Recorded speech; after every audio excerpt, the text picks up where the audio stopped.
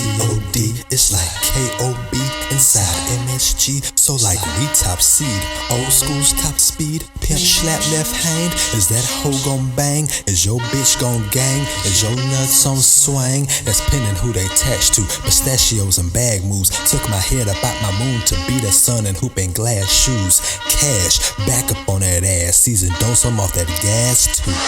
Coming no warning, Jack kamikaze. Bloody, battered and bruised. Adrian life been rocky. Third act of my saga struggle didn't break me or stop me. Dressing like I like my hair real drippy and sloppy. Draped up and dripped out. Put my money where I be talking about to move to H-Town and motherfucking burn it down. Henry tried not by Optimate Prime. I'ma still be in that to the day that I die. Wow. It's your boy, P. Henry Trotter the Fourth, a.k.a. Home Run Trot, a.k.a. Casino P, a.k.a. Mr. Lone P, a.k.a. Spike P, a.k.a. Quinn with the pen and with the lens, a.k.a. Fat Hope Fred, a.k.a. at Frederick _Thugless on your IG, a.k.a. the Gap Tooth Bandit, a.k.a. your grandma's favorite house guest, because that boy got manners. Every damn week I forget one of them. AKA PhD, the scholarly doctor. Welcome to season 2, episode 65 of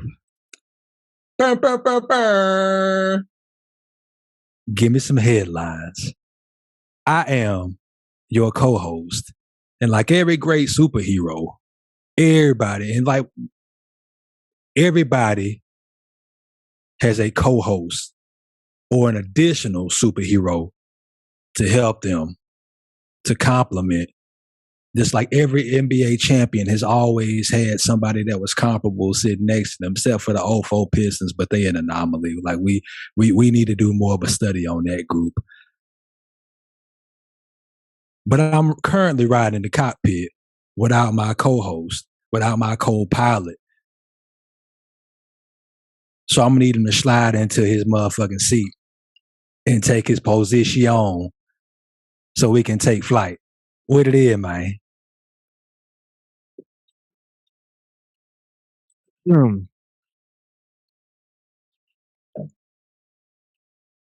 here eating grapes. God, life is lovely. You know what I'm about? Only lovely. Give me some headlines. Afternoon. You feel what I'm saying? How you feeling, my dog? Man, we out here, bro. It's Monday. Monday, like people always give Monday like that business, man. And I don't like it. I don't respect it, bro. Like I don't respect it. Start calling it Lunes. Like don't call it Monday. Come up with something different, y'all. Y'all being negative and giving Monday all that negative energy when it's a day of the week. Like it's one of the 7. You just gonna throw this one in the motherfucking bag because it's the first one of the week when you got to go back to a job. Like you chose that job. But yeah, man, I feel great today. Like today has been fantastic, man. It's been absolutely fantastic, and it's only getting better. I'm looking into a camera, talking to the community with my Dizzle. We getting these takes off. We finna take off, man. This shit today. We getting these grapes off. Us getting them links off. Y'all see around the neck, around their wrists, around his wrists. That's plural. Plural. There you go. You see? Yeah, I'm saying, man. Dangle the hold up. Yeah. Y'all see me? Gotta take a link up out that motherfucking thing a little easy. But anyway.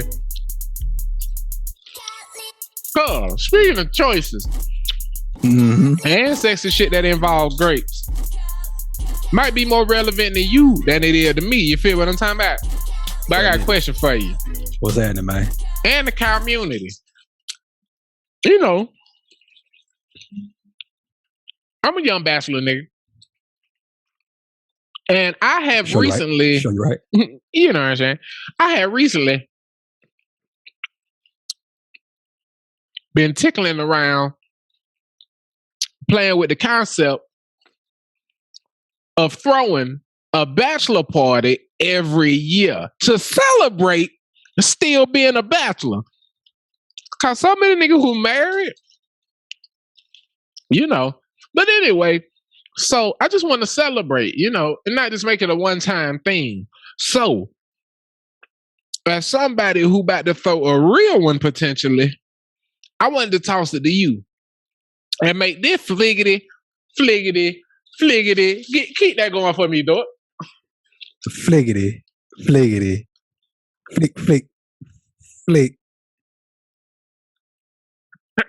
Flick it. I was looking for a lighter, but I ain't got that next to me. Yo. Like that, man. If you had the answer right now, we going there. Man, where your bachelor party at, man? Oh man, we going to the great city of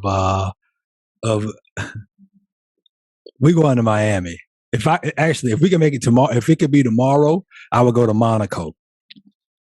Monaco? Oh shit! What's in Monaco besides gambling? If I could do it anywhere in the world, like tomorrow, I would go to Monaco for the Grand Prix, like the F1 race in Monaco, and we would center that shit. That would be like the event that we would center the bachelor party around. Monaco was some real penguins of Madagascar type shit. Like we would throw some, we would throw everybody in like a nice, probably a couple villas, you know, like on the water and shit, and we would like just skate around. It's something I always thought about and wanted to do, but that shit is very pricey, extremely pricey. But yeah, a trip where you're not responsible for anything. The one to throw that. I got enough love for my niggas that I wouldn't do that to them. We got enough love for you. We'll put it together. Be honest with you, bro. If I was going to plan my bachelor party and we had to leave next week, I'd want to fly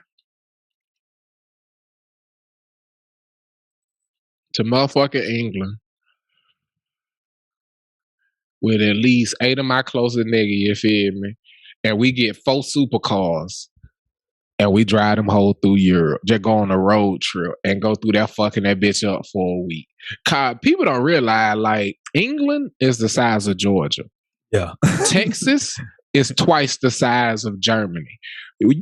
Like, American road trip, you could go straight through fucking Europe. You feel what I'm saying? Yeah. Slight work that bitch. What we did get from I think that'd be that shit would be like, that would be all of Europe. You'd be into Western Europe where you need to be careful where you stop at. If you go that 19, 20 hours, yeah, damn near to Russia. You feel me? But I'd want to go like supercars and like we pull up to the gas station, come out the gas station and switch drivers. Meaning I be in one and then I just go get in the Lambo from the Rari. A nigga who was in the passenger seat go get in the Rari. You feel me? And we just take 4 supercars and we all just get to enjoy driving them whole through these different European places. Go shopping in Paris, hit Italy, shit like that. And it don't even really be about where we at or what we doing. Just and like do some silly shit, like, you know what I'm saying, pop that 80s swag out, get some walkie-talkies to where when we on the road, they got like a mile radius so we can always stay in contact and just see what dumb shit pop off. Go out there with motherfucking bread and time and just see what opportunity pop up. Cause that usually yield an amazing trip for me. So when I think bachelor party, saying goodbye to the single life, I think what type of shit wouldn't I do with a wife and kids? I wouldn't just float through Europe and let whatever happen in a supercar doing 200 miles an hour down the Autobahn. That's not a pop husband activity, you dig? But it's a bachelor activity. Yeah, it is. You know what I'm saying? And for the husbands who been cooped up, come on out here to their bachelor party and live. Remember what it was like to go. You feel me? Yeah, we started. What you think, man? Rank my. I'm gonna do yours, but rank my bachelor party 1 out of 5 stars. That's it, 5. As a nigga who drive, as a driver, as a nigga who love cars, who always driving. That's a 5. That's easy. I definitely like that's something I ain't never done. Like most niggas just go to a place where they can be sitting chilling. They drink a whole lot. They sit around, tell old stories. Nigga, let's make some new ones. That's my type of shit. Barn women, cars. Those cars are racing, art, money, meaning security gonna be tight and we ain't gotta worry about no fuck shit. Oh, nigga, 5 out of 5 on that Monaco. You heard me, cause we be through that bitch. I start picturing outfits. Nigga, I like, I had me a white linen shit that was so clean. I be stepping through that bitch looking like the wind. You hear me? You're like, that boy just blew through here with nothing but swag. And I got a scent that the homie Crop put me onto. I'm finna swag down. So I ain't gonna say it on the cast because I'm gonna stink it up with that in the wintertime. You know which one I'm talking about? Oh, I do not, but I got a new fragrances that I requested for my birthday. So for my birthday. So what fragrance that is? I'm not saying it on the cast. I ain't gonna put everybody on how I'm smelling. That's one thing I do not do. It's the community, man. How you gonna be a chump like that, bro? You can't be a chump. You just said you're not gonna say your. We could be 50% chump, but not 100% chump. I'll tell you what I'm wearing now. What you got on now? I'm doing it's by Byredo, Byredo, and it's called Mumbai Noise.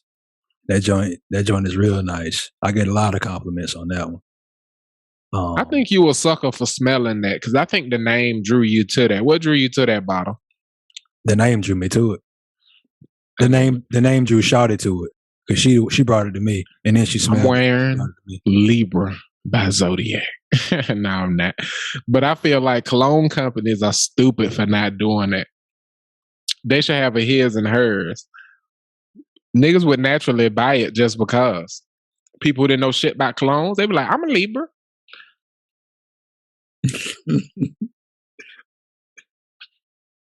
Yeah. People love a zodiac sign. I'm telling you, bro. Women, yeah, that's what I'm thinking about though. On like the bachelor party side, I just want my homies to have a good time, man. Because most of my homies already bought up. They out the game, so I just want like, and they all got kids and shit. So I want to do something like where it's really centered around them. I was thinking about doing some shit. Hold on. Before we get too far from these zodiacs, for all the fellas out there, if a woman sass you when you shoot your shot, if you look up zodiac signs with bad attitudes, it's only like, if you really know your shit, you can narrow it down about 5 out of 7 and just pick one. You got a 1 in 7 chance. 5 out of 7? That's 12. Nah, nigga. It's 7 that will pop up if you research it. It's really 5 if you know what you're doing. And depending on the person, you could tell. You feel what I'm saying? What part of the year they was born at. But anyway, I thought you said all that to say, if a woman give you some schmatitude, you be like, oh shit, you a real such and such. And if you hit the nail on the head, you hit the nail on the head and then dip. Because that attitude ain't going nowhere. But if you still want a schmiggity, shoot your shot with that 1 in 7. You know what I'm saying? If you out moving about through the night, hit them with the paper, scissors, rock strategy. Go with the same one every time. You got a 1 in 7 chance of being right. Do it at least 7 times. Don't be no pussy. Get turned down. Get you some.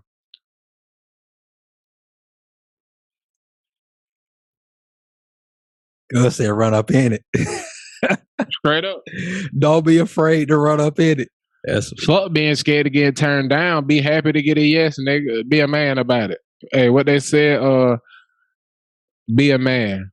Work till you're dead. I said it backwards. Work till you're dead. And then stay late because it's time and a half. Be a man. Back to P. You said you doing it for your niggas. That's why you got them on that, what you call them, tour? Yeah, man. Because they are, I feel like, the cats we know, man, they put in like a lot of, I want to do something different. You know what I mean? Like something different and like something that's centered around them. Not like, it ain't about the Bachelor. I feel like you want to take them out the country so they ain't got to worry about nothing getting back to their jobs because of the type of niggas that's in the circle. I want to go out of the country. I like traveling. This ain't that part wouldn't be about them. That would be the other part. I would go out of the country because I like new backdrops. And want to see what the world look like. And if I can dictate where everybody going because it's supposed to be about me, then we're gonna go somewhere where I think everybody would enjoy. Yeah, and I'm gonna take them to Monaco. I feel like they would like that speed. Yeah, I'm gonna need me at least 2 on. We go out to Monaco. I think I can find me 2 on. I mean, you can't. That's on you. Yeah, I'm sure there's women out there who love Americans. That ain't nothing but 14 to get the 2. You seen my math. Oh, you scared? That's a real Sagittarius move. Nigga be like, what? Yeah, bitch. I know him when I see him. Nah, what that mean? What that mean? Be like, I ain't gonna tell you about you. You know who you is. Holler at me when you ready to say yes to life. A little bit. That comment was fishy. You must be a Pisces. Ooh, salsa. You feel what I'm saying? Oh shit, I can feel your energy from here. You so aggressive. You're a real Leo. And then tell you what funny. I done had chicks be like, oh shit, you got me. And it not been the real sign. I like, oh, you just wanted me to not walk away. Be like, yeah, I don't like nigga who give up. You took a weak ass second swing, but you kept swinging. So I said, fuck it. Cause I figured if you missed that one with that weak shit, you ain't coming back with a second one. I said I wasn't. I was done after that. I give you 2. I give you a real one, and I give you a fake one. Then I go about my business. I go paper, scissors, rock. Paper, scissors, shoot. Then I go about, nah, I'm bullshit. I don't be hollering that hole. I just be chilling, bro. To be honest with you, I just be cool. This I don't know why this popped in my head, but I feel like it popped in my head for a reason. Did you ever get allowance as a kid, man? Fuck no. Fuck no. Or compensated portraiture or none of shit like that. And if she found out I was good at something, it became my job. I remember I asked if I could have a garden one spring, and that shit was beautiful, and everybody kept commenting on it. That shit became like my job to tend to the yard and shit in the garden and tweet, shape this and do this and do that. Like, I just like flowers. I don't know how this turned into all this shit. You feel what I'm saying? I just got a green thumb. I just wanted to see if I put some shit in the dirt, if it'll pop up and smile at me. And it did. And I'm great at that shit. But yeah, you got allowance, nigga? My mama tried. Like, she considered it one time and like did it for, it was like a month trial. And we supposed to get it per pay period. So it was every 2 weeks. We got that shit one time. And then, like, it just fell off. It was never brought up again. She was like, nah, I'm good. Like, we started doing everything, bro. We was what like, bike pump? That's exactly what it was like, bro. Like, we was doing all these chores and shit. And she would find, like, if you didn't do it perfectly, my mama wouldn't give you credit. So we had like these amount of chores, and then you got these amount of dollars per chore. And it was $1 per chore. And so that added up over, so we got $40 for the month, I think. So it was $80. Like my brother and I could get $80 like in the month. Split in half. And my mama didn't give me allowance, refused to let me work because she said she wanted me to focus on my school work and football because she didn't want to have to pay for my college. And then questioned me whenever I asked to go out and didn't ask her for money. I was like, what the fuck are we doing here? Like, you just want a nigga in the house? That's the only way for a nigga to be safe? Because I'm dipping up out this motherfucker. You understand me? I was about to say that was a way headed up out this bitch. They're not letting you work. That's the deal. If you got money in your pocket, you got your own independence. Your parents don't want you with your own independence. I must be up to something. How you getting money? As much as they complain about you need to go do your own thing, they still want you dependent on them. Especially if it's the first of the month and she just paid all the bills and she ain't got money to go do something if she wanted to. How this nigga got money and I ain't letting him get a job? Yeah. Big homie, Bone. Opportunity find the willing. He always had. It do. That it do. Go ahead and tell a Bone story before we transition. Oh no, cause it's like and I don't know if he was even high school. He might have been like late middle, so like 8th grade, 7th, 8th grade. They started making money. I mean, the thing I learned about Atlanta cats when I went out there, summer 2001, was that they have so many. They have so many ways out in Atlanta to get money. And as a country boy, like you don't have access. Like when you live around, like not even in Atlanta, like all you gotta do is live around Atlanta. Cause if you can get to like the MARTA and shit, you can get around. Like you don't, like I was getting around on a bike until I got a car and a license. Like, you can take a bike on MARTA. You got a bike in Atlanta. You really on. Yeah, you really on. Like I can hop off this MARTA and then I can just pedal the way I'm going. So you got something that can take you from the top of the city, the east of the city, the west of the city, all the way down to the airport. And if you had a bike, you can get all around this damn metropolitan. And there's so many people already in it. People always willing to buy something, man. So like the way I used to make money is I would just drag my lawnmower up and down the street. Like, hey, $8. You need your lawn cut? $8. Like that's how I would get money when I was younger. Like cats in Atlanta, y'all selling. There's so many ways to make money. We got niggas. We got niggas who we pay to run when they see the cops. Now dead ass, scrap in it, and I don't care. You know what I'm saying? We at the game, man. Hopefully they don't switch that strategy. But we got niggas that we pay to run when they see the cops because we know they don't have nothing on them to draw attention away from the people who should be running. You feel what I'm saying? Yeah. But them niggas take off, and when the scene clear, niggas just skedaddle. You feel what I'm saying? But niggas will dip and have like an empty Burger King bag that they done rolled up. They got the empty food and stuff in it. They'll stash that shit and then dip. Nigga got to stop, check the train. They got to go secure him. You feel what I'm saying? And the nigga who really got that work, Jed, get on the train. I got paid when I was younger. I hated he passed away. Boy, we got a movie that we working on. This shit finna be so turned up. Cause when I tell you, I got stories that I ain't never told, bro. We got some fire shit we finna do with this movie, bro. Cause I told you, I got countless scenarios like that. Cause niggas be thinking 12 steps ahead. You feel what I'm saying? Yeah. Niggas ain't nothing like an OCD nerd engaging in commerce where he need to not be seen as a businessman. Yeah.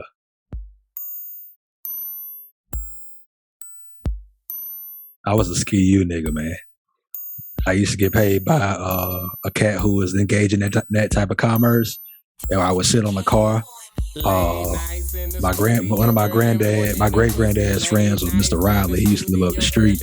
And we used to say I was a Skee nigga. You funny as shit. Yeah, Skee. That was our sound whenever the police was coming. Skee. Hey, Skee you. Oh, give me some more noises. Let's do that for at least another 10 seconds. You ain't got none? I wanted to overlay. You nigga just made me sing crazy here, y'all. That was COD the Cato Boy music. Making all them noises, y'all. So he know. So yeah, it was me. Clip that for the sound card. Fuck you, dog. We got to transition. You a fucking dick. Can I do you fuck you, dog? Can I ski? Can I do your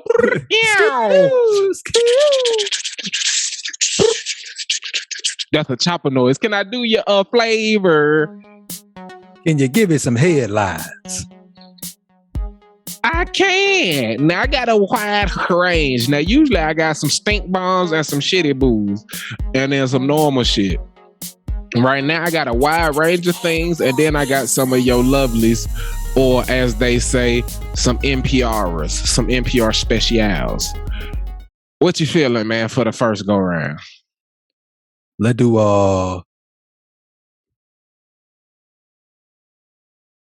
let's kick it off with the non-NPRs. I'm gonna say them for later. Shitty booze or good stories? Let's go shitty booze. I'm gonna take that up front. A high profile, this story by NPR. A high profile pastor was robbed during a live stream service in New York City.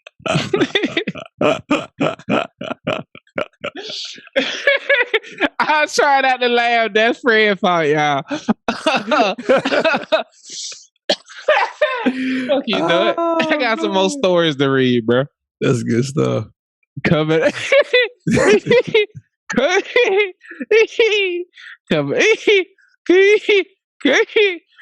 Fuck you, Dud. COVID outbreak hit the Senate. This ain't funny. COVID outbreak hit the Senate at the worst possible time. That's not supposed to be funny, but at the same time, that shit funny as shit. Oh man! Wow! Oh man! Wow! And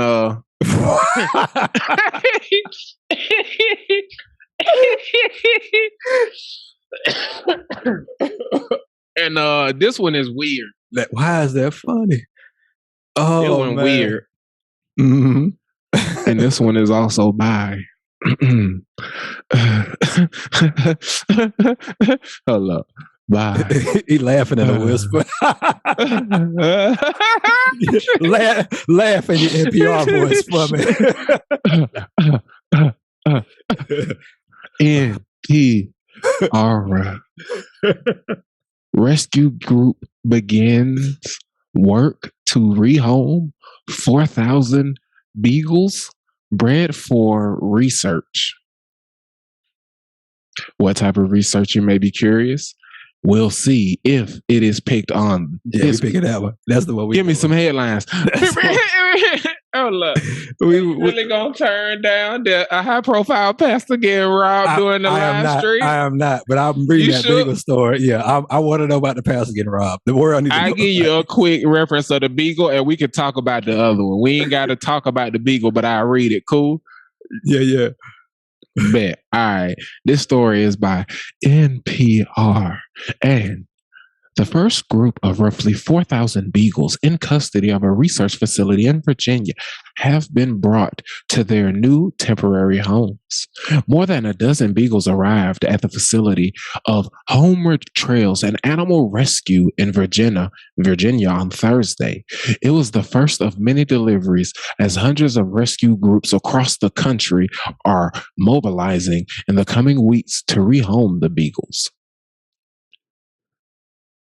The Humane Society of the United States, the efforts to transfer these dogs from their current home in the Envigo facility in Cumberland, Virginia, to shelters, the organization has just a few weeks to get this done. Earlier this year, the Envigo facility, which bred these Beagles for pharmaceutical research and testing, was found to be in violation of several federal regulations. A federal judge ordered the dogs to be released within 60 days. Animal rescue groups from Wyoming, Massachusetts, Virginia, and elsewhere are working together to assist in the Herculean effort. Finding partners who can make space and find homes for around 4,000 dogs in the summer, a time of year when animal shelters are already over capacity, will be a feat for epic proportions. Kitty Block, president of the Humane Society of the United States, wrote on her blog. And that is Envigo, if y'all want to go fire their ass up on social media. ENVIGO. ENVIGO bred over 4,000 Beagles to test medical research and all kind of shit on them. That's how they getting down. So, you sure you don't want to speak on that one, or you want to just hear about the pastor getting mollywop? Yeah, let's hear about the pastor getting mollywop. That's that one's a lot sadder story that I would like it to be. Yeah. Okay. The Beagles is. So this story is also by NPR, and a high-profile pastor was robbed during a live stream in New York while streaming a service. Bishop Lamar Whiteford says members of his congregation were traumatized when gunmen disrupted a Sunday service. He's been Oh, okay. That's a picture of him in 2014. Gunman burst into the church as the pastor was live streaming a service in Brooklyn Sunday, making off with more than $1 million worth of jewelry from him and his wife, according to the New York Police Department. The thieves targeted Bishop Lattimore Whitehead, who heads the Leaders of Tomorrow International Churches and is known for flashy displays of wealth. Whitehead also describes New York Mayor Eric Adams, the former president of the Brooklyn borough, as his mentor. Whitehead recounted the robbery in a video on Instagram, describing the moment during the morning service when he saw the several armed men enter the Leaders of Tomorrow church in Canarized neighborhood of Brooklyn. The armed men drove off in a Mercedes. When I saw them come into the sanctuary with their guns, I told everybody, get down, Whitehead said. I didn't know if they wanted to shoot the church up or if they was just coming for a robbery. It was the latter. Tallying the value of what was taken, a spokesman from the Office of the Deputy Commissioner for Public Information told NPR that the three gunmen removed more than $1 million worth of jewelry from the victims. The thieves fled on foot before getting into a white Mercedes, the spokesperson said. Whitehead says he chased the men on foot and then in his car, adding that he knows they changed their clothes in the car and took off their masks. No one was hurt in the incident, police say. In the video, Whitehead said it was both a gift and a curse to become a well-known religious figure. That is ridiculous. Oh, man. He chased them?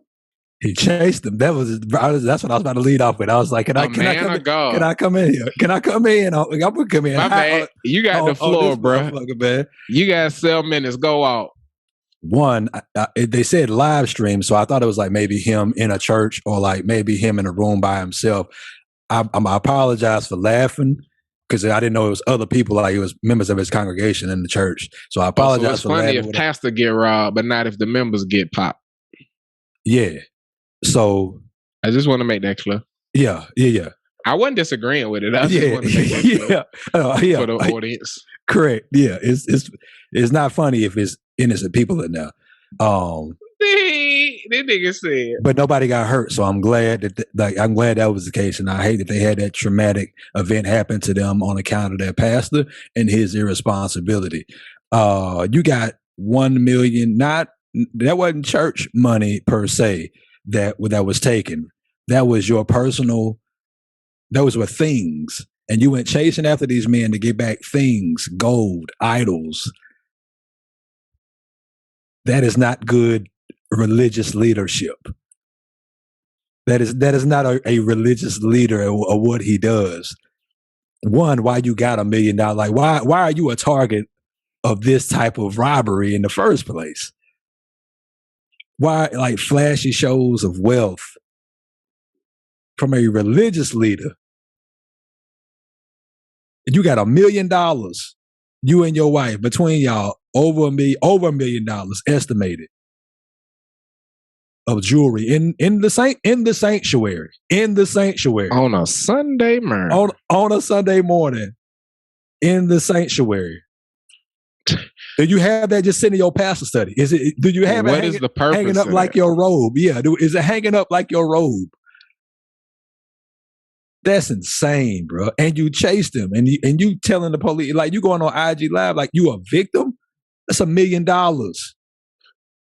worth of jewelry, adoration, not gain, like, not gain, adornment. Like, not $1 million worth of gain, $1 million worth of jewelry. Not ties, not the bill. They didn't get away with the building fund. Well, probably did, because that's probably what he spent the building fund on, was all of this jewelry. Like, fuck out of here, man. I'm glad that bitch got robbed. And whoever them niggas was who robbed him in that nice ass Mercedes, I hope it's going to a good place. It's going to a better place now. I know that his congregation was traumatized, and he said it was worth it to become a well-known religious figure. Right. That little bit of jewelry I lost was worth it to become well-known. What about the traumatized Christian? Yeah. They left with your jewelry instead of you consoling your your congregation. You ran after the in cats their with your time of jewelry. need. And God will protect y'all. He took my Cuban. What did you say? bro, what a loser. I hope he get robbed again. Maybe he was still up there preaching because he was focused on being a man of God, and his wife gave him the Jada look. Because it was $1 million worth of their jewelry. You see what I'm saying? Right. Which is $1 million worth of that tithe. Like, you able to get that because of people putting in love offerings and tithing and offering and putting things in the building fund and putting things in the youth programs and putting things into the... I was trying to make sure I got their license plates so that we could get back everybody's money. You feel what I'm saying? I was trying to protect the whole community.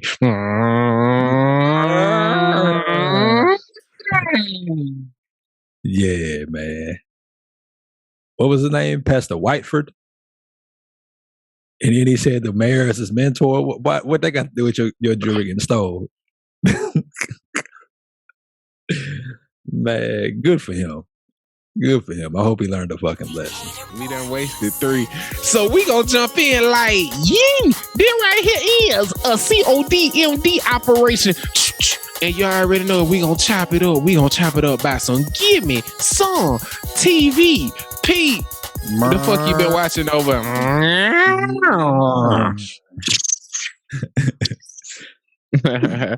One of the dopest quotes from Note. Oh, never mind. Pete, what the fuck you been watching? Man, I finished The Bear, man. I got it's an 8 episode first season, and they renewed. I think they renewed them after the announcement before like the last episode drop was that they renewed it for a second season, man. But that finale was a motherfucking monster. Like it was cold blooded, man. And like I feel like once you get into this show, because I feel like you're gonna watch it because it's based on a chef, and like it's based on something that we did together for a significant period of time. And may I? It's just as volatile. It's just as volatile as it was in our kitchen, but they shit is like it's more intense in their kitchen. May I? Go ahead. The Bear is an American drama television series created by Christopher Storer. It premiered on FX on Hulu June 23rd, 2022. So it's a new series, and it stars Jeremy Allen White, Eben Moss Bashard, Ayo Edebiri, Lionel Boyce, Liza Colin Zayas, and Abby Elliott. The series received synopsis would be: a young chef from the world of fine dining comes from Chicago to run his family's Italian beef sandwich shop. There you go. I just wanted to give the people a little context. Tell us more, sir. Hell yeah, man. So yeah, buddy, he come home. He take over for his brother. This isn't a spoiler, but his brother has passed away, which is why he's come back home.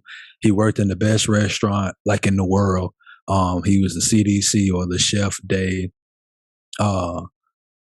de cuisine, and or he was the executive chef essentially. A chef de cuisine, yeah.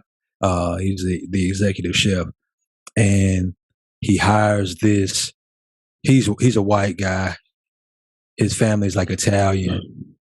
His sous chef, which is the second in command, is this young black girl who like has all the talent in the fucking world, and like they more talented than the team that they own. They need better talent around them, but like everybody around them like has been cooking for like a long time. The Tom who was in our kitchen. So Tom is the guy that we worked with when we were in Wyoming, and he was the baker, the bread maker.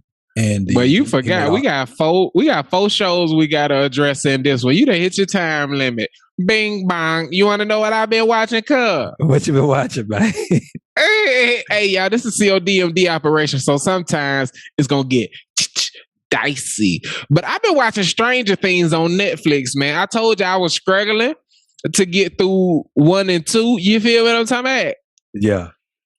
I'm through them bitches. And I got to watching them at normal pace after about 4. It took me about 10 to get through 3 and 4. But I watched like 5, 6, 7, 8 in marathon fashion to finish up season 1. And when I tell you this show good as fuck, this a good little show. You feel what I'm saying? It was almost like I had to get through the character development to give a fuck about what was happening. You know what I'm saying? Like a kid go missing and the whole show about finding this nigga, and you only care about the people you see. And you know what I'm saying? Because like, we don't even know this motherfucker. He was in 10 minutes of the show. I'd rather figure out what took him than get him back. You feel me? So it was an interesting ramp up to giving a fuck. And then once I gave a fuck, this shit got crazy. And some of the cinematography and the shots, shit made my gave me the heebity beebity jeebity feebity. You feel me? And this shit was like mesmerizing visually. So it had good jump scares, good ill moments, and then it had oh shit, okay, you feel me? Have you given Stranger Things a chance? I haven't watched it yet, man. I haven't got around to it. Man, give season 1 a shot. Yeah. How many seasons is it? Season 4, I don't know how it worked, if they do half and half like some of the other shows, but season 4 premiered recently and they haven't been canceled yet. Okay. Yeah, so they still a thing and doing shit. You feel me? Okay. Yeah, man. I'll give it a whirl. I saw I told you. I think it may have been either episode 63 or episode 64 where I saw a clip and I was like, this is some strange shit. This is very strange. Like, what is going on here? Some kind of demonic. What I saw. But I was like, yeah, I'm seeing this out of context. Like, these kids. Part of what makes it so uncomfortable is the time. They said it in like the 70s or some shit, or the 60s. And it feel like they did an accurate job of making it feel like the 60s. And it's a time that I ain't experienced. So it's weird as fuck. You know what I mean? How people is acting, the freedom that kids have. Because we had freedom in the 90s, but not like these niggas do. You know what I'm saying? Yeah. This shit different. Yeah, you can actually go outside and play. You feel me? But yeah, man. In efforts of time to make sure we get them first 2 off in 10, we gonna keep it going and see what else you got as far as skin in the game. P. The fuck else you been watching, man? Give me some TV, cuz. Man, I've been watching this show on HBO Max called Fckboy Island. And that's that for what I think it do. It do. Fedora. And I was like, why would they name it like this? Like, this is on HBO. Why wouldn't they just call it? Why wouldn't they just use the word fuckboy? And the F stand for phenomenal, right?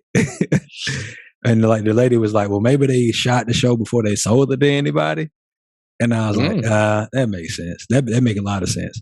But how much money this shit cost? So you think they shot a whole video without knowing who it was going to? That's what I'm saying. Like that's is it nudity in this shit? Nah. Oh yeah, they definitely didn't know it was going to HBO. It's pretty low budget. They didn't know it was going to HBO. No, they taught niggas who was at a resort into staying an extra week or some shit. They put them on like maybe the yacht, but like the yacht just get the people there, and like they own this island. It seemed like it's fairly remote, I guess. Whatever, they have like a villa, like the villas. It's 3 young ladies. I'll give you the synopsis. It's 3 young ladies. It's 24 young men. 12 of them consider themselves nice guys. 12 of them consider themselves fuckboys. Fuckboys. You don't know which is which. They all show up together, and so it's these 3 young ladies' job to figure out or to find love, and to try to avoid their job. They job like to try to avoid the fuck boys and like pick them out. So like 3 guys Yeah, 3 guys get eliminated, I think each every 48 hours, not 48 days, every 48 hours or something like that. They choose 6 guys. Like they choose, each girl chooses their bottom 2, and then they choose 1 guy. Like the guys have like an opportunity to give like a rebuttal of, like why they should keep them, and then they cut one of those dudes loose. And then so it's 3 dudes eliminated right now. That's how far I've gotten. The host of it is Nikki. Can I ask you an off-topic question? A comedian. What's up? I enjoy her. She do good at the house. Yeah, she do. Why you don't set your mic up to where it's not coming straight up the pipe so you can see your tie? Why you don't like set it up catacorner? Because the condenser joint, you can set it up and then just have it going bang. And, no end. And you can still hear it great. You got a crazy arm mount. Why you don't do nothing crazy with it? You ain't got to adjust it right now. That's a serious question. You could just answer the question. I do what I'm used to, man. So. Yeah, just rotate it towards you a few more times. That'll fix that. But yeah, that looked good as shit for that second. And I keep the people distracted while you do that. Can I tell you, that sounds interesting. Shouts out to Nikki Glazer. Have you watched any of her specials on Netflix? I saw her in person, bro. What you talking about? We fans. Talk about here. Nikki for your last 2 minutes. Go ahead and pop off on Nikki. Nikki, great, man. Like she a fantastic comedian. We went to see her right before. That look good, don't it? You like, oh, let me give him this whole knot. That nigga said, let me slide this some more about my way. Yeah, you taking up my 2 minutes, nigga. I went to go see her before the pandemic, and Nikki was fired, bro. The best thing that happened though was when we left. Nikki Glazer get people in the mood because we left and there was 2 people fucking in a 2-door Porsche right outside the show when we got there. Me and the lady went to go grab something to eat, and we just seen this Porsche just rocking, and we seen this hairy ass that's in the air. Rabbit humping, but yeah, Nikki Glazer got Nikki Glazer, appreciate that. Nikki Glazer is great content. Her openers were fantastic as well. Like she had a young lady who had an incredible voice. She had like a musician, and she had like she had a chick who was a musician and a comedian, and she did like a set and she sang, and then she had a dude who was like mad funny. And they just seemed like they like super close, like they are family and shit. Yeah. So shout out to Nikki Glazer, man. Big fan. Big fan. Yeah. She's my there's another white lady comic that everybody love, and like I'm not as high on her. Nikki Glazer need them roles. I like Nikki. The bitch in Apartment 23? I ain't never seen that. Is it a black hair, pale skin chick? Oh no, it's another blonde chick. Oh, okay. Well, we ain't gonna hate on no females. This nigga P don't never ask me when he done doing his thing, but P, can I tell you what I've been watching on TV again? Man, go ahead, give me some TV. Give me some more TV. Boy, I'm back in the IMAX for the first time since the pandemic. I spit everywhere because I said it with an L. And I ain't understand what you said. Say it again. You in the who?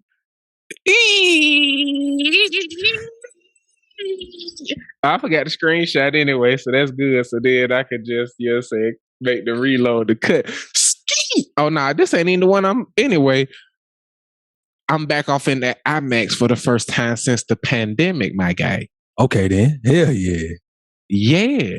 And if I'ma spend extra bread, I'ma spend that thing with that boo thing. Black owned and operated. Shouts out to Jordan Peele and that new movie Nope, starring Keke Palmer and member of the DSS, Dark Skin Society, like myself and my brother P, who are both Wesley Snipes level melanated. My brother Daniel Kaluuya, who get paid to look down and then look at the camera with big eyes. My eyes red as shit, and I am high as sky shit. But the movie was interesting, bruh. The best description of it, this is how I described it to my big brother today when we was at lunch, man. We went up to Puppies on Pine. pints. You know what I'm saying? Puppies on pints. Had some Cuban sandwich, some pollo cubanos. You know what I'm saying? Right across the street from where I used to stay at. Gang, gang. You feel me? But yeah, shouts out to Puppies on Pints. We give y'all some free advertisement. Rep your city. But yeah, the way I described it. Oh, go ahead. Get your plug. Oh, no. Puppies off the chain. Yeah. I used to live literally right across the street, man. And me and the lady used to love going and sitting in there, having us a nice little Cuban Sammy, man. So shout out to Puppies on Pints. Big love. My God. The fresh bread. It was bruh first time now. Interesting. Yeah, man. Yeah. And all we had was water and food. We was that bitch smack. You hear me? When it hollered at him at lunch. Cause he got the ropes and shit for me. He went through his jeweler and shit.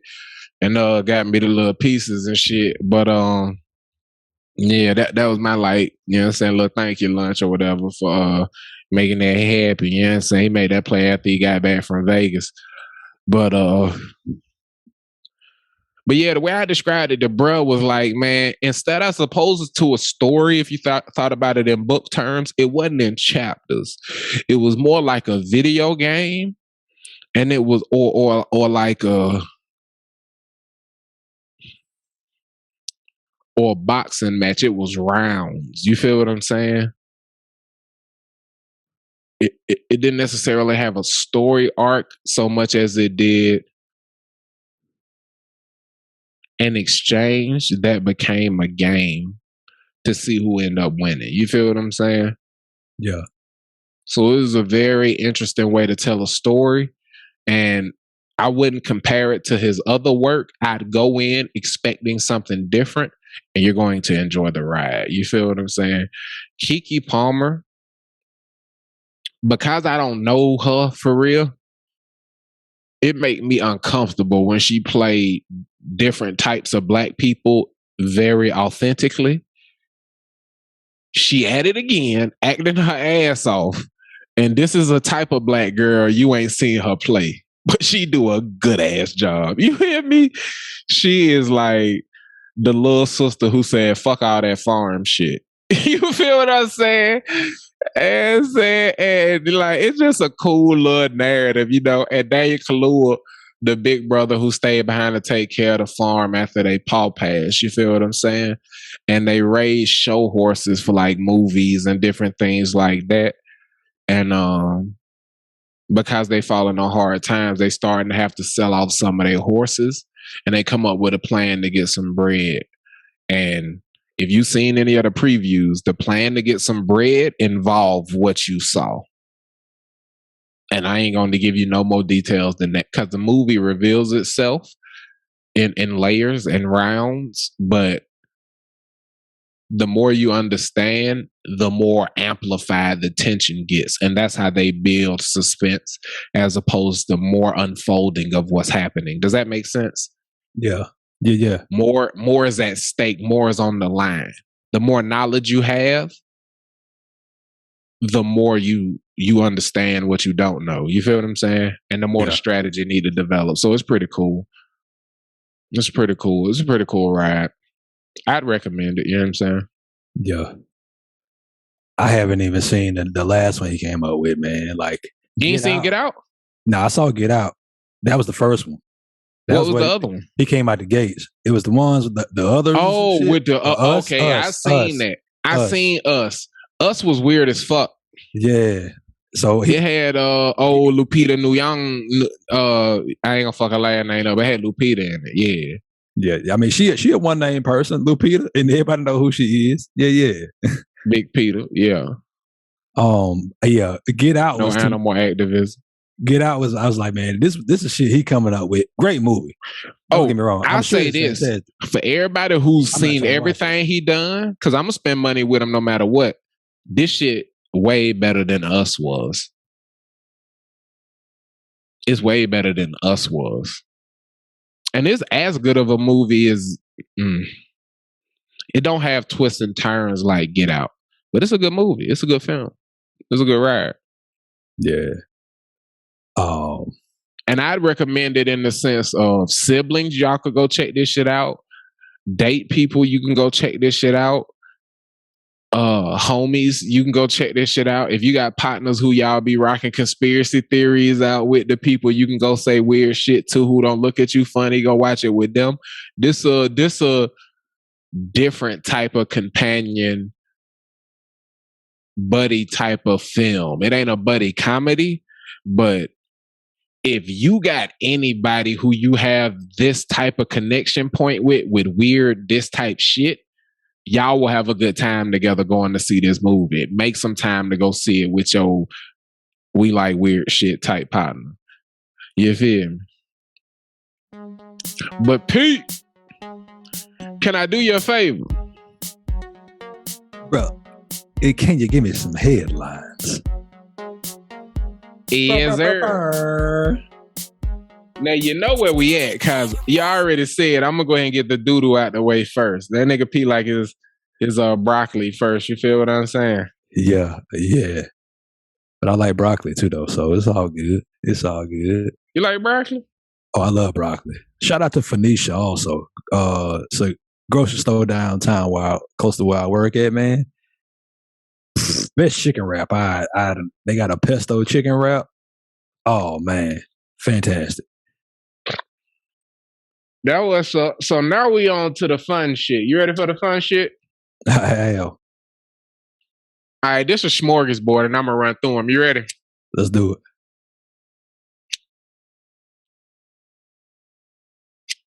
For the people on the audio, my dog is flickety. You know that flicker when you hear it. It's when Wayne getting ready to go, but it's when COD getting ready to flow. You feel me? And the first story is from NPR, and this is for our black and white audience because we don't see color. All we see is cooking when we talking about our R4S. What happens when people want all the air fryers and then suddenly they don't? This story from NPR. That's a good one, ain't it? That's a good one. I had to let that out because I had to get real NPR-ish. All right, fuck with me, dog.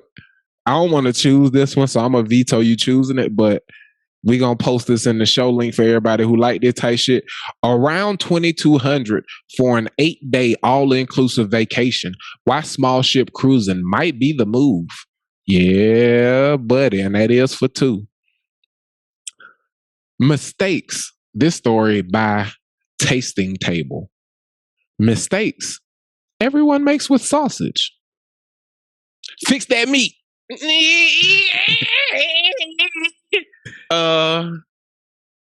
The first trailer for Black Panther Wakanda Forever is here. You seen that shit? Hell yeah. Okay, so that shit looks fire. I got one more in the fun category. We got mistakes everyone makes with sausage. What happens when people want all the air fryers and then suddenly they don't? Oh, damn, I clicked on that one. My bad. And this story from NPR as well. The first trailer from Black Panther, Wakanda Forever, is here. And the last fun story is New York's all-black motorcycle gang. This story by NBC News. New York's all-black motorcycle gang rule the road across the 5 boroughs. Let's talk about them. I watch Biker Boys no less than 20 times. That is not a joke. That is not an exaggeration. I have seen that movie at least 20 times. Who's your favorite character? Is it between Derek Luke and Larry Fish, or is it somebody else? That's my first question. It was Orlando Brown. You motherfucker! Orlando? It ain't Fish? Nah, man. That big ass nigga on that motorcycle, you know his stunt double with Queen Latifah. Man, nah, I like. You seen her in Last Holiday? She was snowboarding and everything. Had to be Queen Latifah as his stunt double. I ain't never seen Last Holiday, man. You ain't missing shit. Don't turn on TBS during the holidays. You gonna see that motherfucker. Is that the one with Common? No, I think that's the one where he a hooper and they got multiple joints though, don't they? I think they She might have fell in love with that nigga a few times. Hit bald headed ass.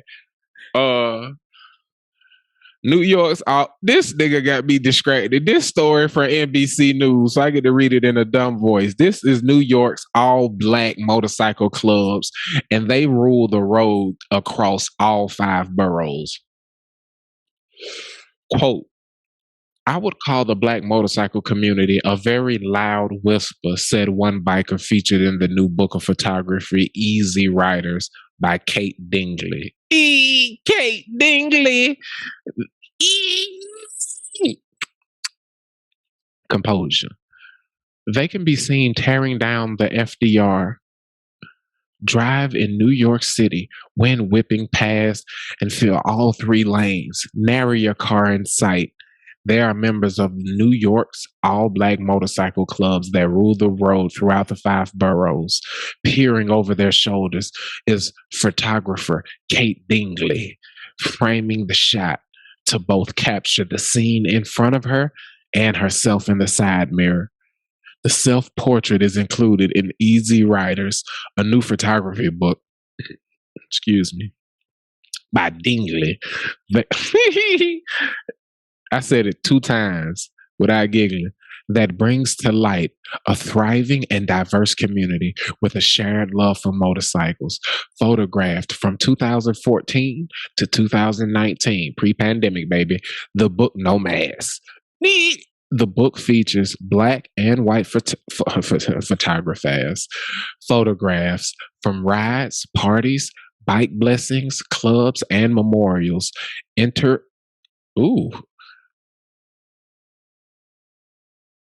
Interpersed with excerpts from conversations she had with the bikers. Oh, shit. That ain't no in here that's Kate Dingley. Okay, that's her photo. It's a bad motherfucker in that photo. The project grew.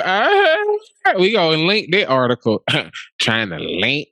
The program grew out of a chance. Shot it bad as a motherfucker. Y'all will see her right after the part of the article where it says she had a chance. Wait a minute. Interspersed with excerpts from conversations she had with the bikers. Y'all think I had trouble pronouncing that word. I just seen that photo and it fucked me up. You feel me? But anyway, the project grew out of chance connection throughout a friend in 2014. Dingley soon found herself making portraits of bikers at a biker club in Brunswick, and she was invited to a barbecue later that day with hundreds of bikers. I had no idea the scope of scale of Black MC World, Dingley said. She took to note the vast array of vests, insignias representing many clubs, and it wasn't just riders. Their partners, children, relatives were there too. The sheer size of the crowd astounded Dingley and gave her the sense that there was a significantly larger story to be told. And I need you guys who are interested or intrigued to go check out that wonderful, wonderful book of photography that involves amazing stories as well. Easy, E-Z-Y, Writers, R-Y-D-E-R-S, by Kate, C-A-T-E, Dingley, D-I-N-G-L-E-Y. Spelled like dingling, but Dingley. P. Your thoughts. You got 10 minutes. Go off, cuz. Man, I love, like I said, man, I love motorcycle gangs, and it's those motorcycle clubs. Excuse me, Black motorcycle clubs. Yes, sir. Yeah, motorcycle clubs, and like the they a family, man. Like I watched, they legit a family, man, and like they run the roads here in Houston as well, man. From the north side to the east side to the west side to the south side. Like you can always the south side. But yeah, man, these motherfuckers out here go hard. And that's always something I saw, man. Like when I grew up, like it was a big thing, like in Fairhope and like Baldwin County and shit. Like motherfuckers was in motorcycle clubs, and it's a big racing community out there, in the country, bro. And But like my mom would never let me on them hoes, and like I learned why she wouldn't is because that was like one of her things, and she just knew how like dangerous and shit they were. But like the nigga that she used to go to like Bike Week and shit in Daytona. She used to go to the one in Myrtle Beach and shit, bro, because she was dating this nigga who was a part of that. He had old schools and motorcycles, and so he was a part of that lifestyle. And she didn't want us around it or whatever, because she saw what she saw. But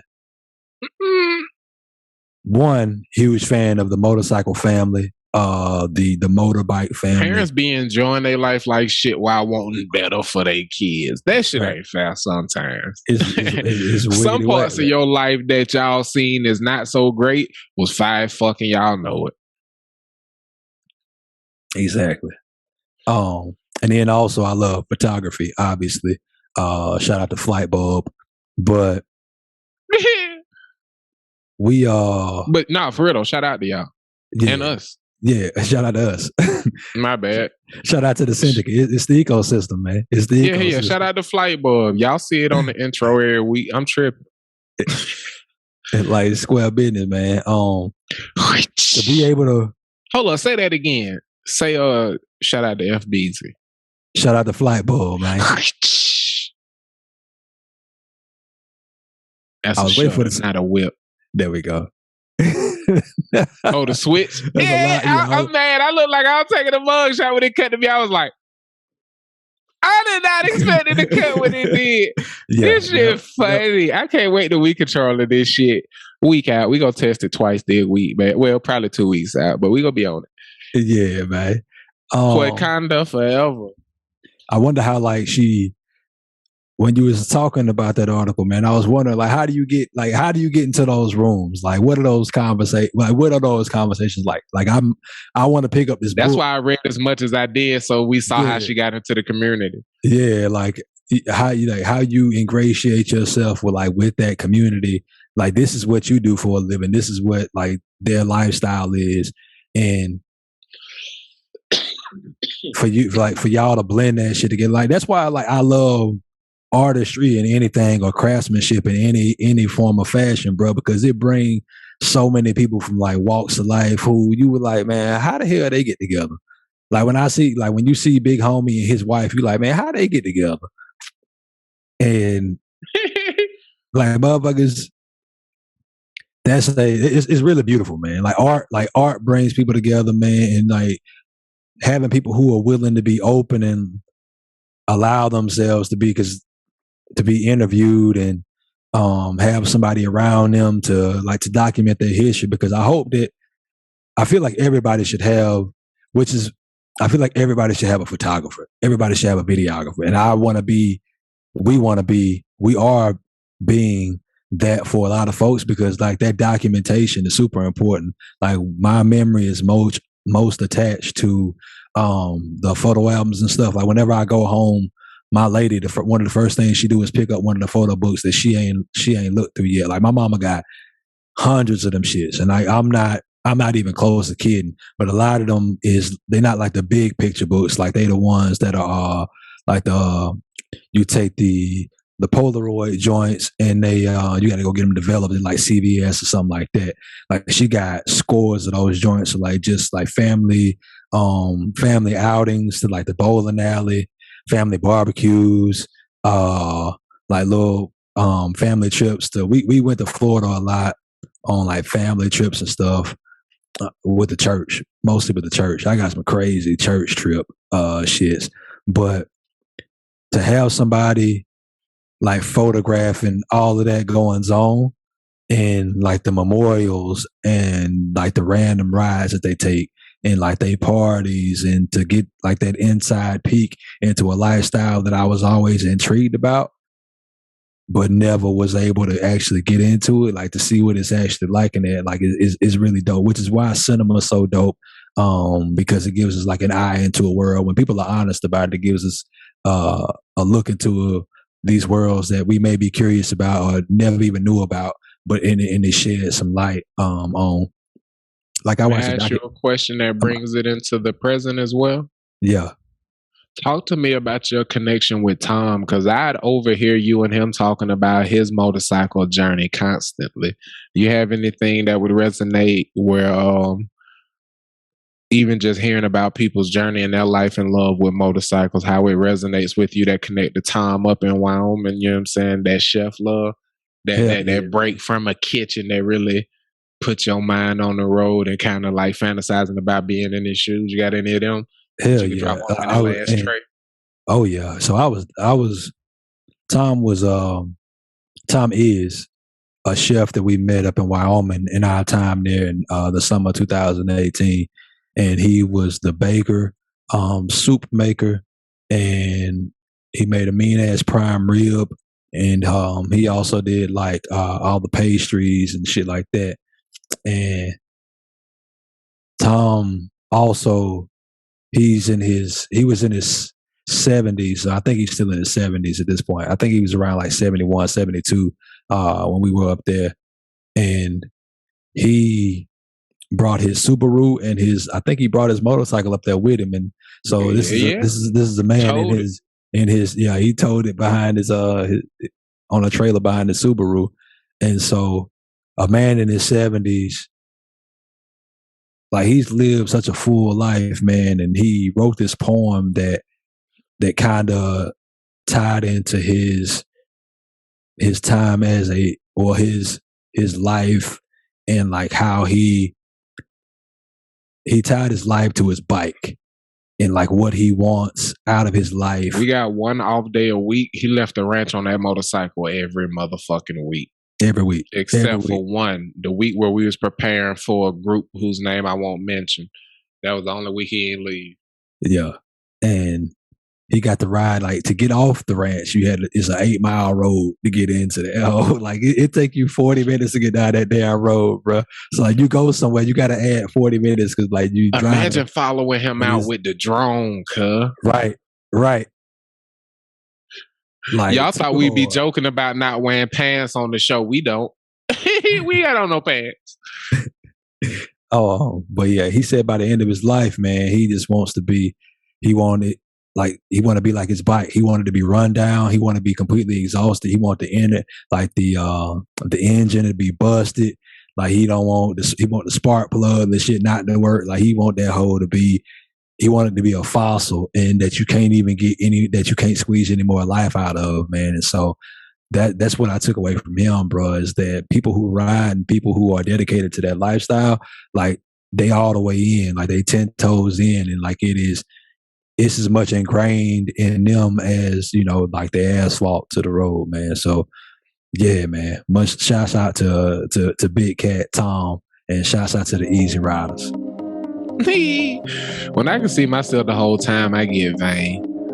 This your boy COD, and I does my thing. And this is CODMD operation. And in the middle of an operation, you may have to switch it up. Oh shit, blood vessel pop. Now we got to start it out with a hot soldering iron.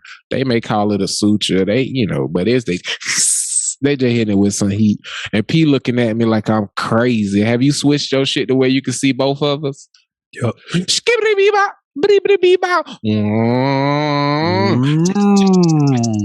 This right here is an impromptu chop session, and we gonna talk some sports. You feel what I'm saying?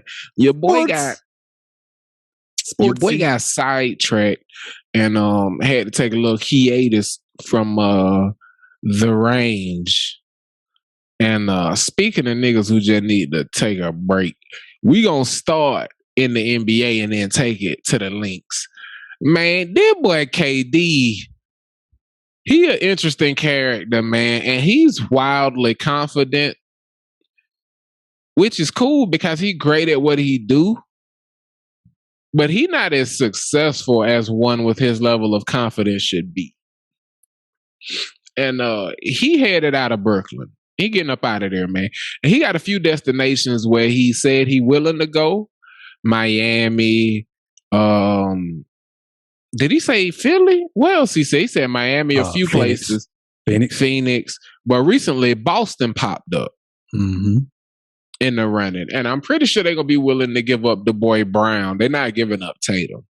No. How do you feel That's about how you feel about the Boston move, bruh? Or KD in general and his trip out of the Mecca? Yeah, bro. People have a lot of animosity for Buddy for wanting to leave and like wanting to move around. Can I say something random? What's that? I just realized we told that story and laughed about their pastor getting robbed during the live stream when I got all the fucking jury on during this fucking podcast. That shit ain't funny. That shit is not funny. That shit is not funny, universe, at all. But go ahead. It wasn't funny, but it was. I'm sorry. Fuck you, dog.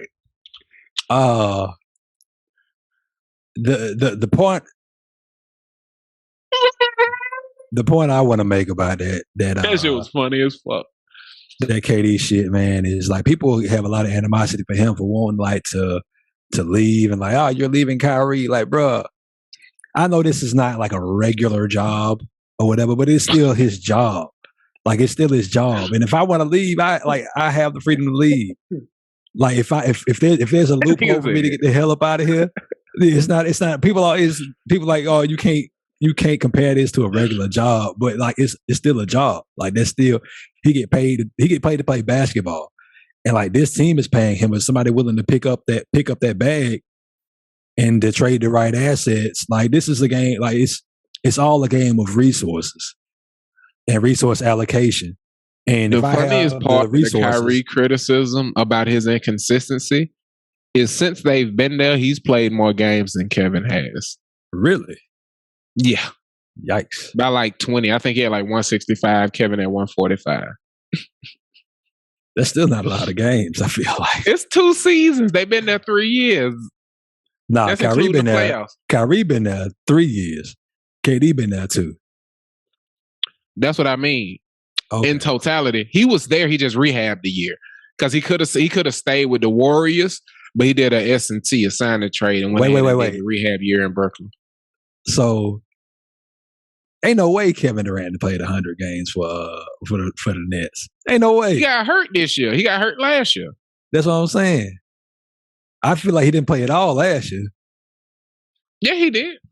Oh, I feel like he didn't play at all in 2020. Last year they lost in the second round to Giannis Antetokounmpo.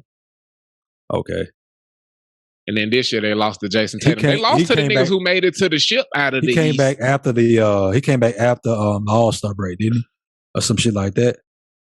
I don't remember exactly when. I just know he was out there by himself because Kyrie wasn't out there last year.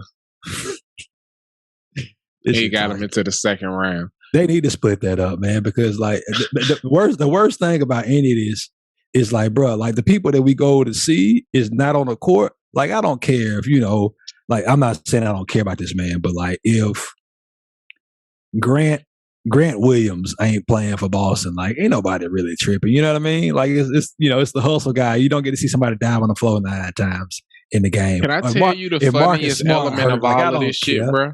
What's that? While everybody is still taking the skip, the pisk sailor, everybody who's still taking the pisk sailor brew, I'm just reversing it without having to do it with the editing. Everybody who's still taking that route of criticism of Russell Westbrook don't realize them motherfuckers in OKC were right. Even though Kevin Durant is the superior basketball player in efficiency, scoring, and skill, they were 100% right to make it Russell Westbrook's team. But because on games, he always available. But on Russell Westbrook's team, they never missed a Western Conference Finals after losing to Dallas, who swept the Lakers and fucked up the super team Heat that year. After that year, they were in the Western Conference Finals or the championship every year. The year they split up, they blew a 3-1 lead in the Western Conference Finals over the 73-win Warriors. Russ, as the nigga they made the leader, had them up 3-1 with KD. And then he went to the Warriors, where Steph was the leader, joined a 73-win team, won a couple championships, and when he went to Brooklyn to be the leader, he hasn't made it out of the second round. Sam Presti and OKC was right. Because had he not left OKC, they would have been able to take on the motherfucking Warriors because they could have offered KD more money. He wouldn't have had to take a discount because it was with his home team, and with the expanding cap, they'd have been able to get a third superstar because everybody had room for 3 max players with the expanding cap at the time. Them lowballing Steph is the only reason they could fit 4. Because Draymond had 100, KD had 100, Steph had 100, and Clay had 100. And they had lowball Steph because of the ankle injuries, and he read up after them 2 championships. Can I say something real quick? Talk to me. I need everybody, and I mean everybody, to pay attention to the facts and react in kind. It's only a handful, if a handful, of guys. And what I mean by guys is guys. Like, it's only a handful of guys. It's a lot of guys with star power, but it's only a handful of guys in the league. When Michael Jordan was in the league, it was 1 or 2 guys outside of him. Maybe 1 or 2. Maybe 1 or 2. Isaiah Thomas was 1 guy. Larry Bird, when he was there, was a guy. Magic Johnson was a guy. In this generation, Hakeem Olajuwon was a guy. But see, Shaq, guy. Kobe, exactly. Guy. But that was a different. I feel Jordan like skate for a lot of people who won championships on here. Watch, fuck Jordan. And the thing is, like, in this era, bro, it is with 37. Who is Kobe that guy? Won his first who is that guy? Bron, obviously, guy. Steph, obviously, guy. Kawhi Leonard, obviously, guy. Giannis Antetokounmpo. Boo. Guy. Kawhi Leonard is not a guy. I contest Kawhi being a guy. Crazy. You want to tell you why I contest Kawhi being a guy? For this reason right here. That nigga went to Toronto and they swapped him for DeMar DeRozan, and then they made the finals. Guess who beat Toronto every year? LeBron. Them niggas would have made the finals when LeBron left the East with or without Kawhi. And if they face Steph Curry by himself with DeRozan and Lowry and Siakam emerging, they beat them fucking Warriors. What are we even talking about? That's the one that made Kawhi a juggernaut, and it's a bullshit finals. He was the guy. He was the guy in that first championship that they won. Not the Toronto. True, Bron was hurt, but in that first one, he was the guy. In San Antonio? Yes, Tim Duncan. I know Tim Duncan was wasn't. There. I know Tim Duncan was. Yes, he was. He averaged 17 points a game. And guess who he guarded?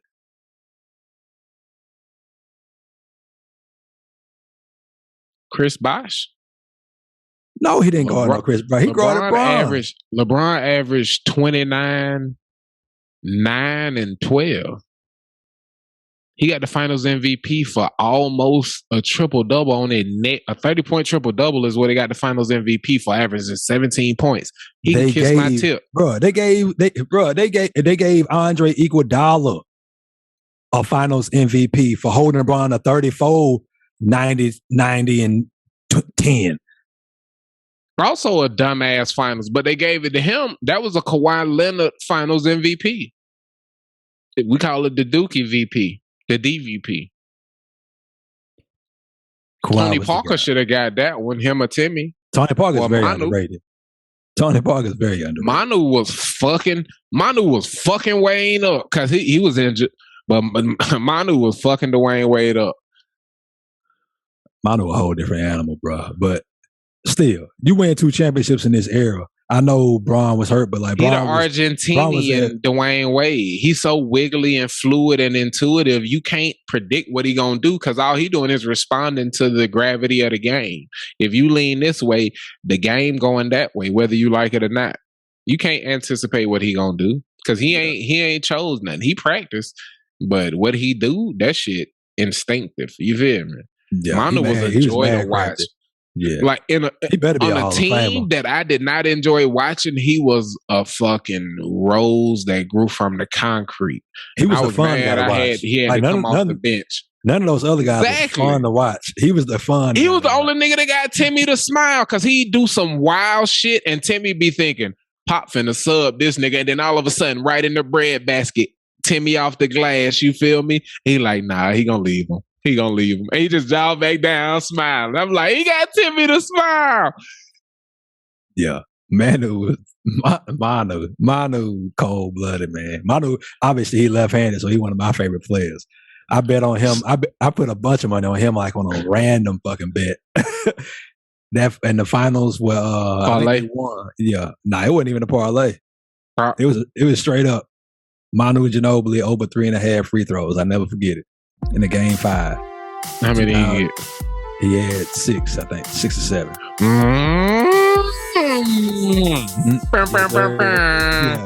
Hey, speaking of things that make you smile and also things in Argentina that are beautiful, golf courses, the links. Brother, talk to the people for a few minutes about your journey real quick. Man, your boy been on these links like crazy. Now that I ain't even playing rounds of golf. Like I'm just practicing and really going out there and falling in love with the monotony of the game. And I'm doing shit where I'm going out there like with a plan. I got a little notepad where I need to, where is that? Is it in here? I got a little notepad where I go out there. I'm gonna hit this many shots with the driver today. I'm gonna hit, and then I'm gonna use. Is it in here? I'm gonna hit just driver today. So I did 4 days last week. I did just driver one day. I did my high irons. So I did my 7, 8, 9 iron on Thursday. How many in your bucket? On Friday. I keep 3, 2. So not your bag in your bucket. You said you're doing just driver this day, just irons this day. How many balls you hitting? I'm hitting 60. Okay, respect. Yeah, and then I go, and then 2 days, Saturday and Sunday, I got up early and went and did, and just did putting and chipping. And so I take 6 balls out there and I hit 5 sets of 6. So I hit 30. I do 30 putts, 30 chips. So you're going to do 60. So you're trying to shoot about half of what a normal round would be. Yeah. Until I can get some more time out there, man. Because I'm spending about an hour and a half out there. I go out there and I stretch and do some push-ups. That's about a double bogey a hole. On a 60? A 120. I said you're shooting about half of what a round would be. Not as of late. As of late, I've been shooting closer to 100. I broke 100 for the first time. I shot a 99. It was a legit 99 after hitting 3 balls in the water. So I thought that was pretty impressive. Had it not been for them shits, I'd have been close to watch this audience. Close to so you hit it right off of the tee. That shit land in a drink. What is your stroke that you're hitting when you drop? 3. Okay. Y'all heard him. So next time we out on the links, I ain't gonna have to fight then, nigga. We filming the whole thing. We just gonna use a little magnet mount and film the whole round from the cart. We might film like the cart like view, and we just gonna film that whole shit and drop it as a cast. Yeah, you hit that shit, Pete? This nigga gonna be so mad because I done got so much better. Like I'm good at golf now. Like I'm actually good at golf. How many rounds that we go is my score less than yours on the card?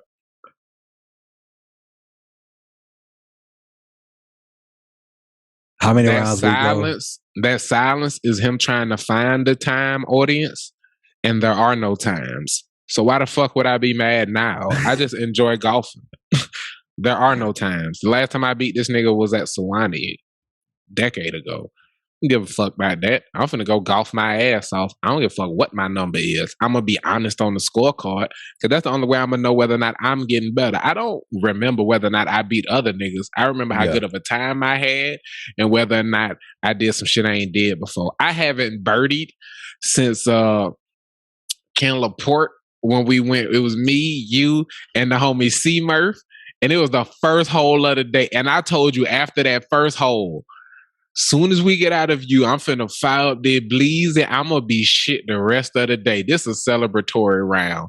And the next great shot I hit was on like hole 5 going up that hill. You remember that shit? Yeah, hey, I missed that bitch. Everybody hit the ball and that bitch was like, think right into the hill. Right into the hill. Mulligan. I came out that bitch. I said, I got the stink on me. I hit that bitch. Kablow. Now, for the audience, you know, we don't lie on the cast. I could not find that ball when we got up the hill. Because as I stated, I smoked the blunt on hole 3 and I was fucking useless. Could I find that ball? I could not find that shit. But it was a good shot though, no? Yeah, that was a good shot. Yeah, I had to take a drop. So I was hitting 3. And it was a beautiful shot. But they let me drop in the fairway because, you know, it ain't like I'm going to beat them. They got that $10. You know what I'm saying? I lost that round. I don't remember who won that day, but shouts out to UMC Murph, man. Y'all was a part of the birdie. Yeah. The warm-up round had such amazing energy. We warmed up and everything felt good. We was into the net. We was rocking in them shits. Like, bruh, like I missed that hole 1 a par 3. Like I hit that bitch onto the green and then one putted. That's how I got my first birdie. Do you know how clutch that shit is? To on the green and one putt for your first birdie? I don't care if it's been 6-7 years. I'll wait for another because it's gonna become common because I'm getting good. You feel me? Because that's the thing about golf. You hit one good shot. That one good shot is enough for you to go out there for 6 more months and keep playing this shit. Going to chasing that one shot that you hit 6 months ago. Because you go talk about that shit. I know I got it in me. It's all muscle memory, and my body remembers. Yeah, I missed that. How was I holding that club? It was but 7 of those 9 holes was par 3s. It was only 2 par 4s on that entire course. That's why it was so hard to get a birdie there. That's why it's prideful. Yeah, they're making one of those here. I can't. What's your August look like, man? You think I can get out there for a round and some footy? Yeah, I'm gone the last week.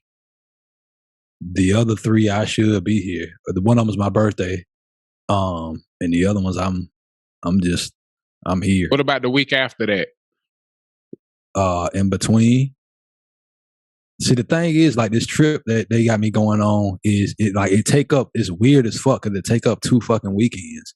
Like I gotta leave on a Saturday and I come back on like a Friday. We'll work that out.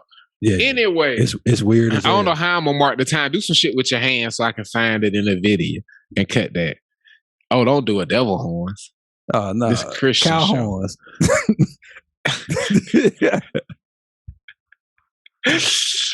P. What it do, man? Brethren. Yeah. Could you do me and the marinade a favor? Can I tell you something good? You could go, what's that, bro? What's that? Could you do me a favor? Oh, what you need What's now? that? Could you tell me something good? This nigga said, hold up, that ain't how I do this. Wait a minute, what the fuck I do when I do this? Are you sipping Mezcal? You never introduced your tequila. Yeah, I did. Are you drinking? Yeah. Oh, you did introduce it? I didn't. No, I am. I said I did. He said I did. He hit me with the Jeremiah. He said I did. Don't bury the lead. I'm going off a little bit of 1800 with some blue curacao and some lime juice. We call that it might well be a gimlet for real, but it's like a lazy margarita without all that extra shit to add calories because I'm here for the liquor. If it add alcohol by content, then we can get that thing off, you know what I'm saying, get to the nonsense. But Pete, Could you do me and the three community a favor and tell us something good? Cha-cha-cha. Yeah. I sure the fuck can. So, tell me something good. I like that. Hold on. Oh, shit. Oh, man.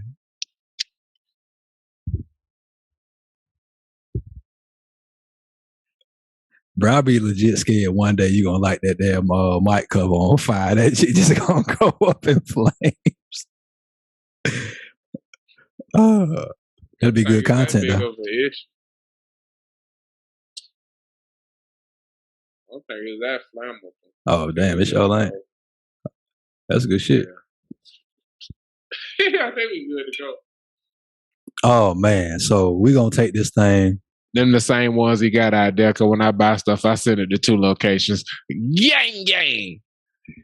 That's why I shut off my bad food off my plate. If my brother ain't dressed in the same shit, I ain't fresh yesterday or today. Gang. Yeah. Man. On this, tell me something good.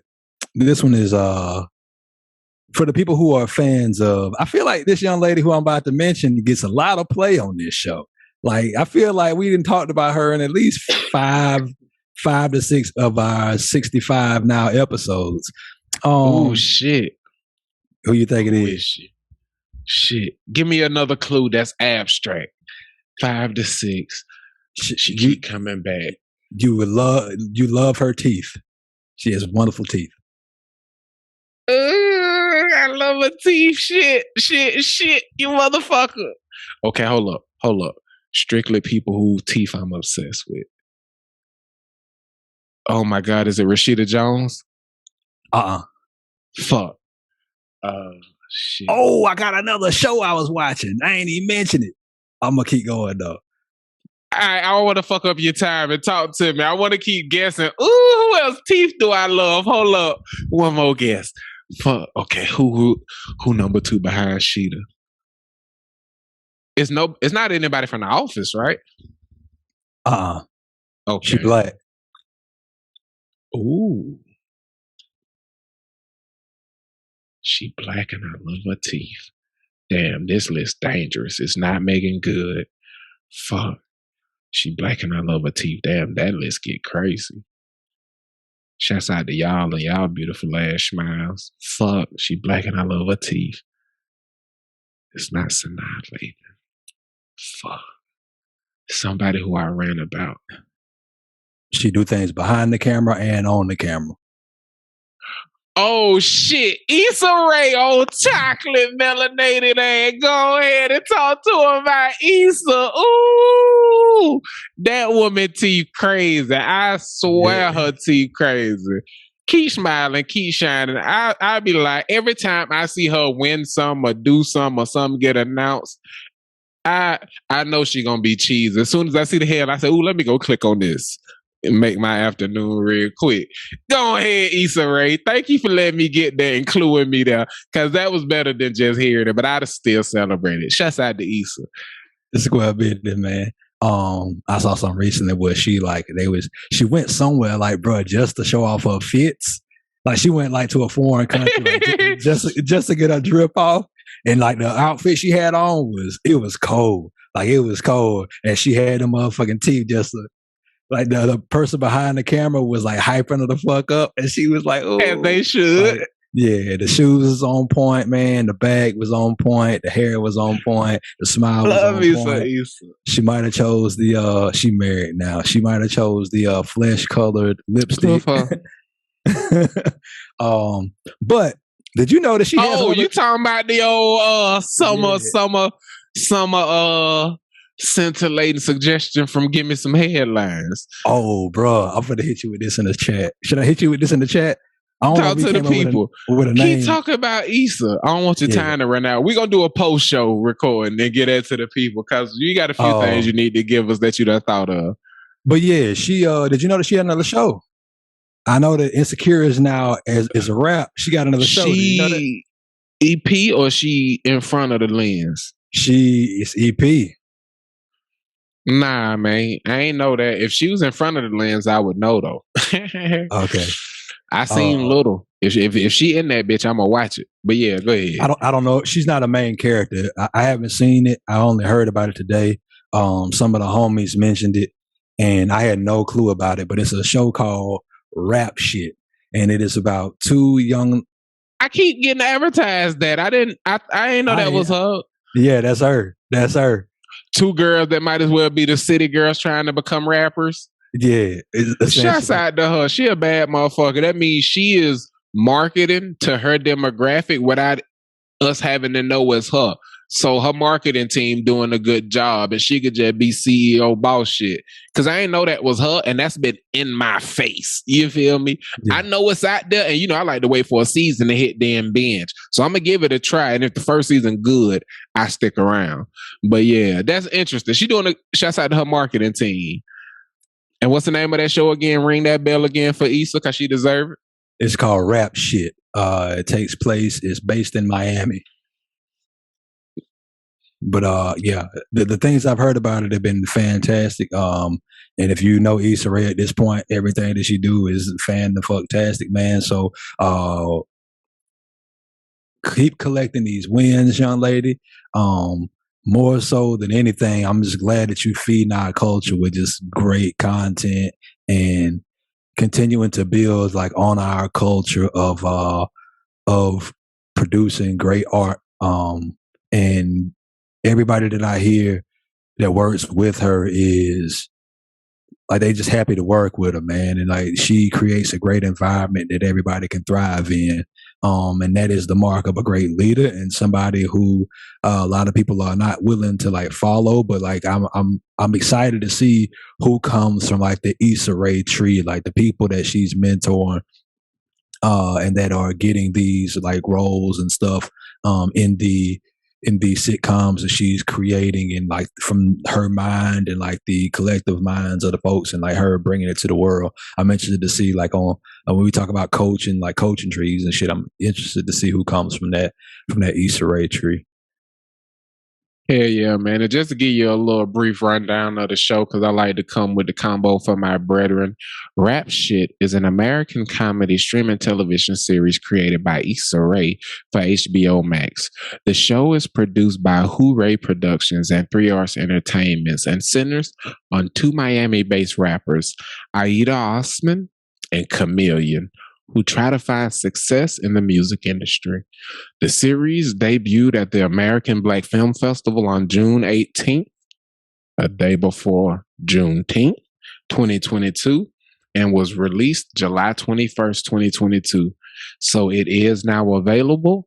And Tariq, yourself, and make sure you stream every episode several times, because if they doing accounting records, make sure Issa get a big fat piece of the HBO Max check, especially if you did not have that shit and went and got it so that you could see this show. Stream them episodes a few times. When you go on to bed, start on episode 1 and just let that shit play until you sleep. When you leave for work, play that shit from episode 1 again and make sure Issa Rae get a big ass chunk of that check. Gang, gang. You know what I'm saying? Square bitty, man. Square bitty, man. We got time for that other joint, though, man. Another young lady who is from the SNL, from the SNL family, man. Maya Rudolph. Are you a fan? Yeah, Minnie Riperton daughter. She dope. Yeah, man. She has a show on, I think it's Apple TV Plus. The horny monster on Big Mouth. The lady horny monster. Yeah. She fires shit. She grading grown-ups too. Yeah, I enjoy Maya. Tell me more. Bruh, she got a show called Loot on Apple TV Plus. And it is based off of This nigga like, P. Rich. He got all the services, y'all. I don't have them. I watch them. I don't have them. Yeah, all them ladies, don't let them fool y'all. The nigga got Texas real estate, man. You see the tie.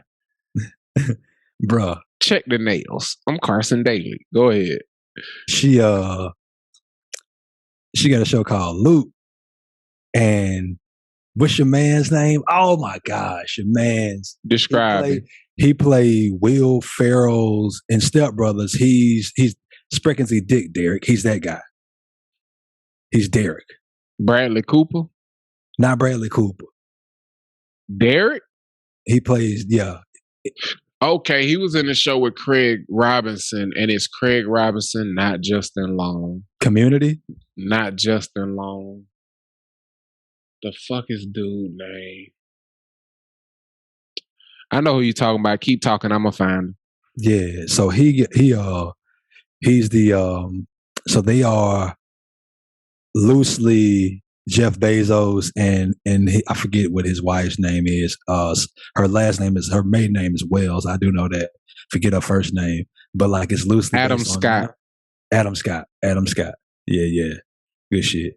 But like they got it. That shit's funny, bro. Gracias. Like, it's like it's a real cool show. Like it's like loosely based on like they divorce and shit, and like it's based on like the wife, and she inherit all this money, and like she going around she used to being rich, and she go around being rich, and people like, bitch, no, like you gotta chill out on that shit. And she got to learn how to like, she got to learn how to be human, essentially, how to be a regular. But like she, how to be a regular bitch. Yeah, I mean, one day like, you can go pick up at the market and take her for a drink or two for that bitch. That nigga be tripping. It's a nice little ride though, man. It's a real nice ride, man. It lets you into the world of luxury. Man. Person, place, thing, but also time when it comes to TV. It's a modern show. It's modern, yeah. It's based on like today's goings on. What city that bitch in? It takes place. I think they lived in California. Yeah, California, L.A., Southern California. L.A. Called Rooted. Loot, L-O-O-T. Oh damn! I'm about to have y'all watching a slave 8-part documentary. That shit ain't a documentary. I don't know what Roots is, but it's called Loot, L-O-O-T. Yeah. Loot is like booty, but pirate booty. Loot. Yeah, it is. You got 5 more minutes, man. This your 20, man. What you got? What's that other shit you were talking about that we weren't quite able to address that you was gonna rant on? Get it off. The shit I was gonna address. I can't even remember what that is now. Okay. What was I gonna address? This show, and it was also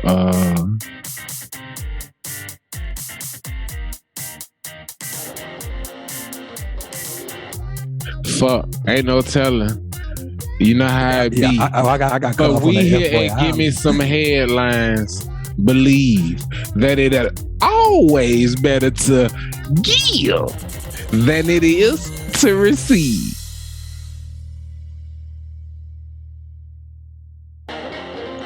Yeah.